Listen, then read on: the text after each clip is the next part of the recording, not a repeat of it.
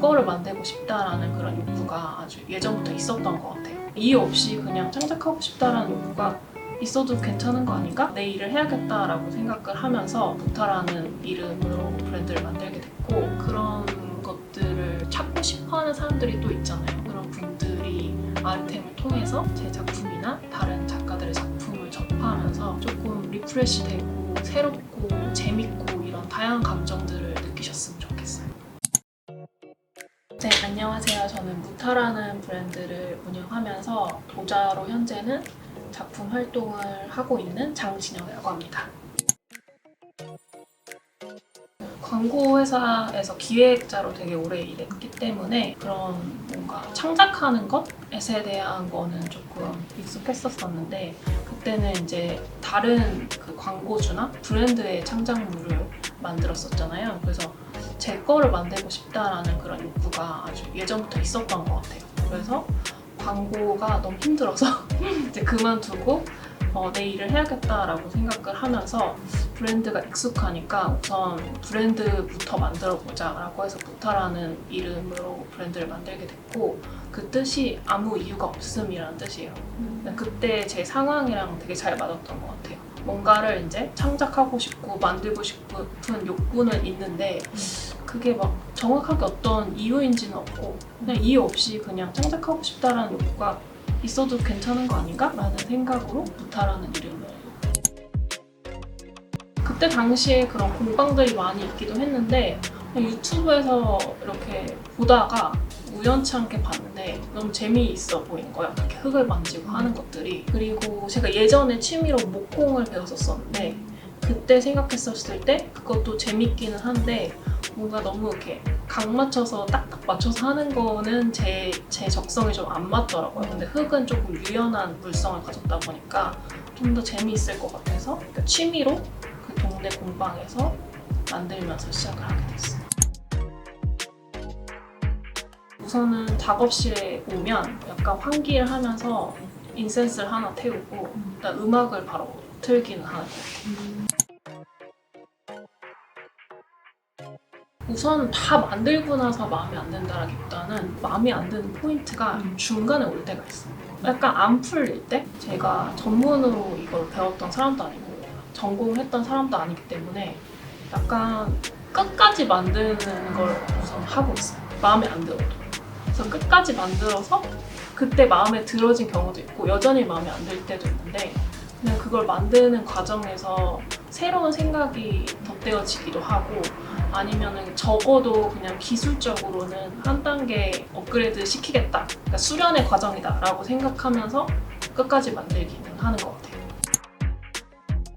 그냥 도자기니까 그냥 굽지도 않고 그냥 마른 채로 계속 둬요. 그냥 두다가 나중에 이제 폐기할 때가 되면 폐기할 때도 있는데 우선은 그냥 두는 경우가 더 많았던 것 같아요.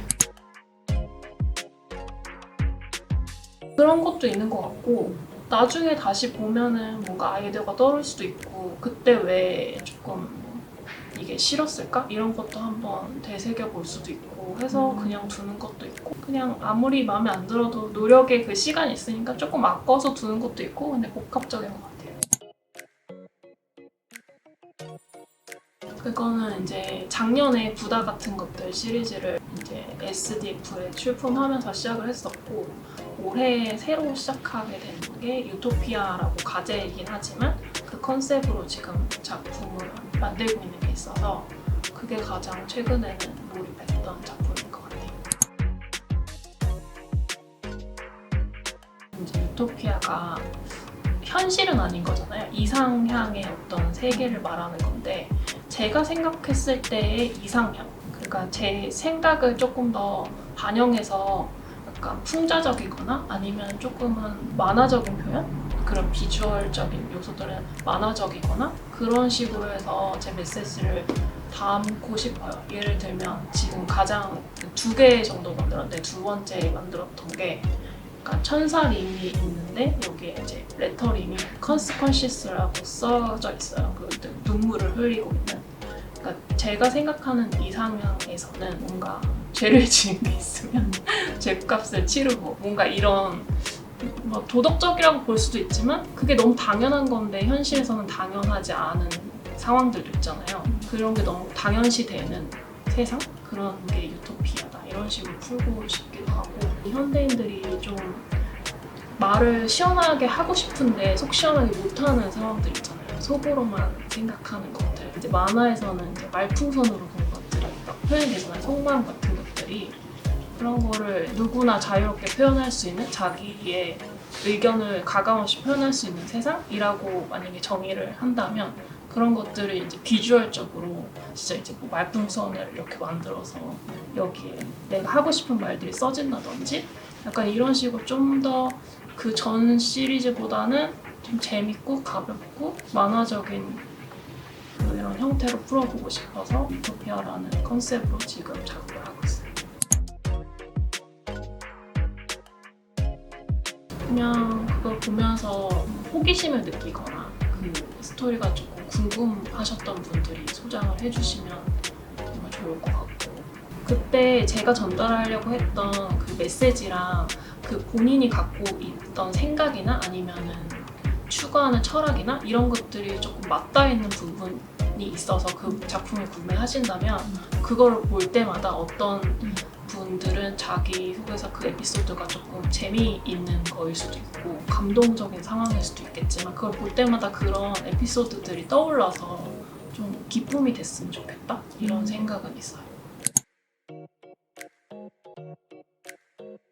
이게 붓다가 맞는 표현이긴 한데, 제가 부다 같은 것이라고 표현한 것은 이제 부다가 아니라 부다와 비슷한 어떤 것, 그게 어떤 것이든 상관없다 이런 의미로 생각을 한 거거든요.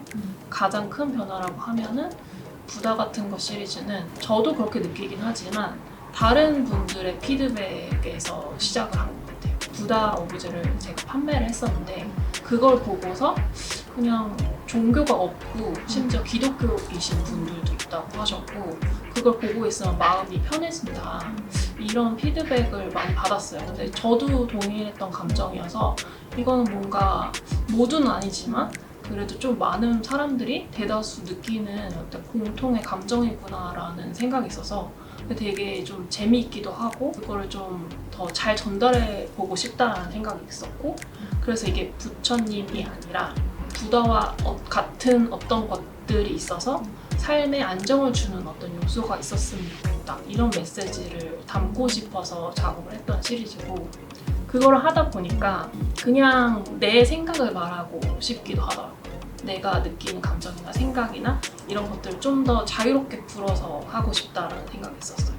부다 같은 것 시리즈는 위로나 뭐 위안의 응원의 메시지를 담았다면, 유토피아는 좀 더 그냥 제가 생각하는 철학적인 사고라든지 사회적으로 전달하고 싶은 메시지라든지 이런 걸 좀 더 자유롭게 풀고 싶어서 이 시리즈를 시작하게 된 것 같아요. 소재가 좀 더 다양할 수도 있겠다 이런 생각은 있어요. 그런 고민이 있었거든요. 부다 같은 거 시리즈를 할 때 이걸로도 충분히 많이 만들 수 있지만 이거보다 더 다양하게 풀고 싶다라는 생각이 있어서 그렇게 된 것 같아요.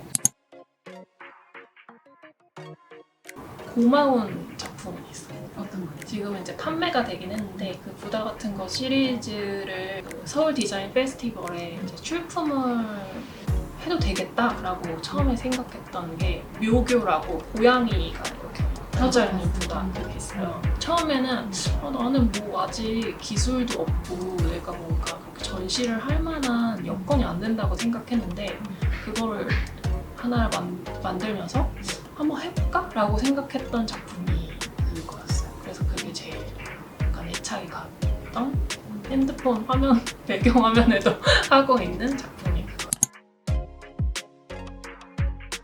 이걸 보면서 어떤 메시지를 전달했으면 좋겠고 감정을 느꼈으면 좋겠다라는 생각이 있어서 시작하기 전에 막 100% 구상하는 건 아니지만 어떤 얘기를 하고 싶다 거나 아니면 어떤 감정을 느꼈으면 좋겠다 정도의 그런 건 갖고 계획을 갖고 시작을 하는 것 같아요.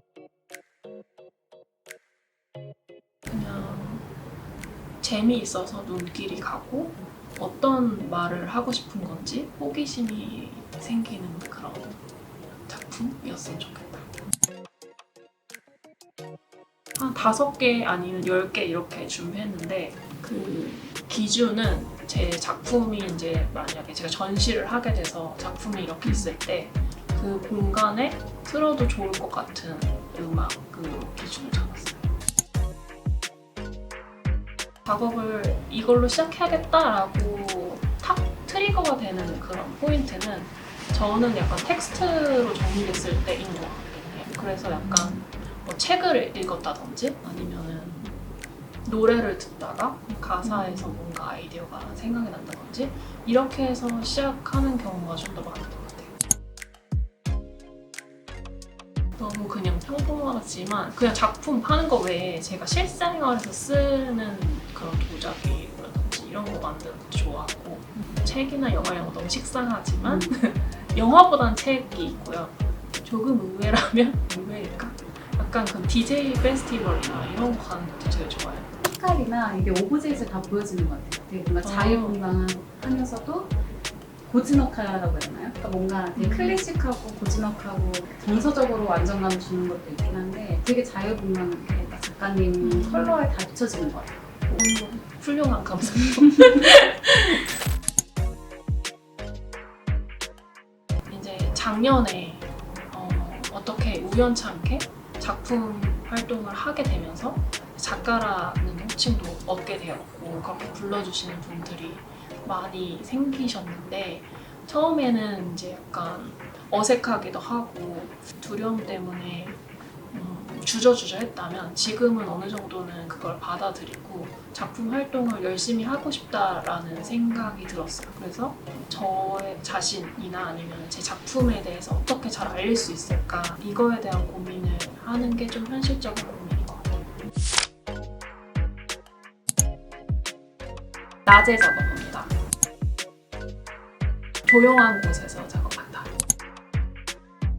즉흥적으로 한다. 비움과 몰입. 나의 가치관으로 표현한다. 할 수 있다. 할 수 있다.